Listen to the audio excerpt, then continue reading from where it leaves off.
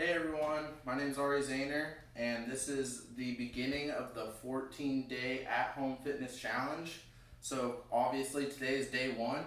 I just got back from jogging for 5 minutes. My warm-up is a jog for 5 minutes, but if you don't feel comfortable going outside and jogging around a lap around the neighborhood real quick, you can always do some inside the house warm-ups. I got some good warm-ups for you.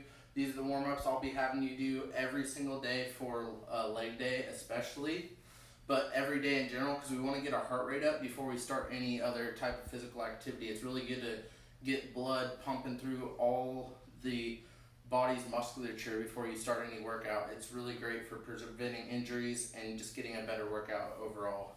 So some stuff we can do is you can always do some high knees for a few minutes, rest, and then do it for a little bit longer. You can also do some jumping jacks. You can do jump rope. You can do burpees if you want. There's lots of different stuff you can do inside to warm up and get your heart rate going to start. Next thing I do when I'm training for legs especially is I do leg swings. So we'll do like 10 to 12 front and back, each leg here. Just like that. Try to stretch it real far back, real far forward. Then we'll do the same thing side to side. Each leg, 10 to 12 reps each. And we'll do these leg swings on all the lower body focus days and the full body days that I've got coming up for you. But the first workout is, since today's legs, this is my bread and butter workout for an indoor fitness program. It's really great, targeting the glutes, targeting the quads, targeting the hams. It really hits all the musculature of the legs. The only part it doesn't hit is the calves or the gastromedialis and the soleus. So Bulgarian split squats, you can do it with your own body weight. What I have today is resistant band ones. So what you do is you hook it under your foot, put your foot up on a chair. All you need is a chair, resistance band. Don't have a resistance band, you can always use gallons of water or any type of weight you might have. Even put a backpack with some books on your back. But what you can do is you just grab the band, hook it under your foot, and you just squat down until you feel a nice stretch in the glute on the leg that's in front. And you just do this. And what I have you doing is we're gonna do 10 reps like this. 10 solid, good form reps. Make sure you have balance before you start this. And then you can let go of it, do a 10-second iso hold, 10 seconds, and then you can do 10 more reps. And once you've done those 10 more reps, you hold it for 10 more seconds. You get a really good burn when you do these iso holds. Iso holds are a great way to keep the tension on the muscle after the workout and work the muscle even further throughout. Of course, you're going to want to do that with each leg, so of course I'll switch it to the other leg. Put my foot up here. Make sure you have your balance before you do anything. Same concept here, 10 reps, 10-second iso hold, then drop it, 10 reps, and 10-second iso hold. I want you to do that for 3 different rounds. The next exercise after that, that's already going to get your legs smoking, getting them feeling good, getting them full of blood, getting them a good workout already just with that movement, but I've got a lot more for you. So another one that I have for you is if you don't have a resistance band, you can always just fill a backpack full of books or something for resistance, but these are banded squats. I do suggest getting bands because as a bodybuilder especially, you need as much resistance as you can get, and one of the best forms to get resistance at home is with bands like this. So what you do with this is you can do a front squat version or a back squat. Back squat, we're going to be pushing it all the way behind us. We're going to spread our feet out to about shoulder width. We're going to squat all the way down to parallel. We're going to squat back up. We got that band hooked behind my neck, right on my shoulders, kind of where a bar would be anyways. Great exercise here. You can do it that way, or you can also set it up and just hold it in front like a front squat. Do it that way. You do the front squat version, obviously you're going to be putting more tension on your quads, so if you want to target those quads more, go for it. It's also easier to do the front squat and get into it with this heavy, thick resistance band I got here. With that, you're going to be wanting to do 3 sets of 15, maybe even 20 reps, because yeah, there's resistance on there, but resistance bands is only going to give you so much.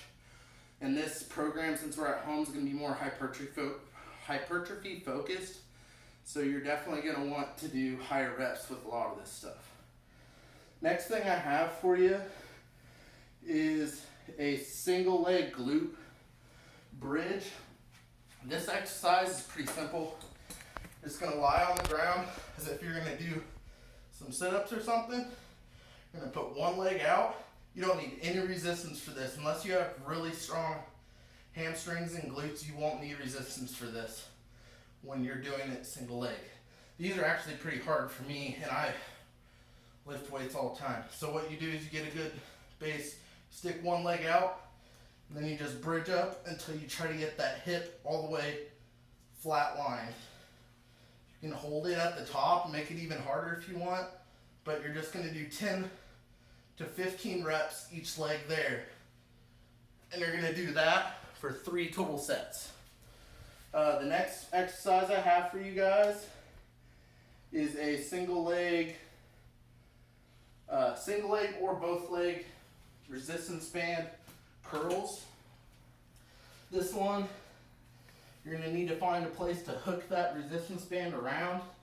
I'm using my TV stand because it's something I got that actually is like a pole, but if you have a pole anywhere around your house, it's probably the best thing to use.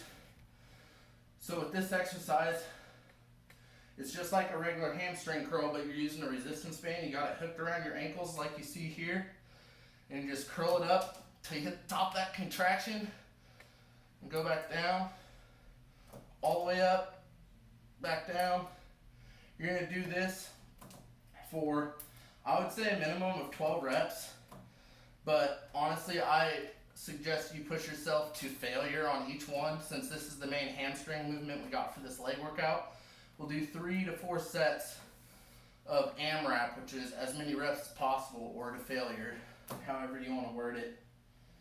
And then on the 4th set, a really great thing to do is we'll do 10 reps at the bottom half, and then 10 reps at the top half, and then we'll do an iso hold right in the middle and hold it as long as we can. We're going to hold it for 10, maybe even 20 seconds, and then release it. Great contraction, great way to get blood in those hamstrings and get a good workout with those. And the last one to finish out the leg workout today, this one, you don't need much of any equipment at all. You need, honestly, you either just need a couple, if you're stuck inside, you just need a couple textbooks to put, because these are going to be single leg calf raises. You need a couple textbooks. I got my NSCA Guides to Program Design and my other exercise science books. But all kinds of textbooks or any solid book you can use that'll give you enough of a calf stretch at the bottom is all you really need. Or if you can go outside and you have some steps outside, just go on the bottom step, hold on the handrail, and do calf raises, single leg calf raises on that.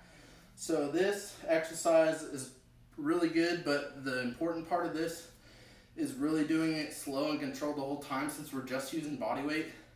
And the other thing that makes this exercise hard and gets you a good calf workout is by doing it single leg.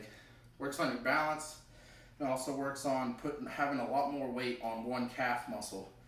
So with this, you get your foot, you want to have the ball of your foot like close to the edge of the books or edge of the step. And you want to hold on to that handrail if you have balance problems, but if you don't, you can always just do it standing. My balance is good for the first few reps, and after that it's not, so I use like a golf club or something to hold on to make sure I don't fall and make sure I'm getting every rep done right. So with this, we want to get a really good squeeze at the top and then drop all the way down until that heel's almost touching the ground. Get a good stretch at the bottom. It'll stretch that soleus muscle, and that good squeeze at the top is going to get that really good gastrocnemius contraction. So this is a really great calf exercise. I want you doing 3 sets of 20-25 reps each leg. So once you burn out one, you switch to the other, get the same footing, bust out another 20-25 reps. I don't suggest having what you're holding on the opposite side of your calf of the leg you're using, because I feel like it makes you kind of bend this way. So I always suggest having what you're holding onto on the side that the side of your body that you're using at the time. So that's our lower body workout. This is day 1. This one's pretty simple. There's only 6 movements. Not a crap ton of volume, but there's enough volume to get a really good leg pump going in your legs. I'm just showing you how to do the exercises, and I'm already sweating a little bit. It's a great exercise. Like I said, I know you're at home, but just because you're at home doesn't mean you can't train hard and can't train with intensity. Best way to train with intensity at home, other than having the right workout structure and the right program, is just making sure you're keeping tension on those muscles throughout the movements that you're doing, and not just half-assing the movement, and going as hard as you can to put in your best effort and push yourself. And I challenge you guys to try some of these workouts I got coming for you. Thanks, guys.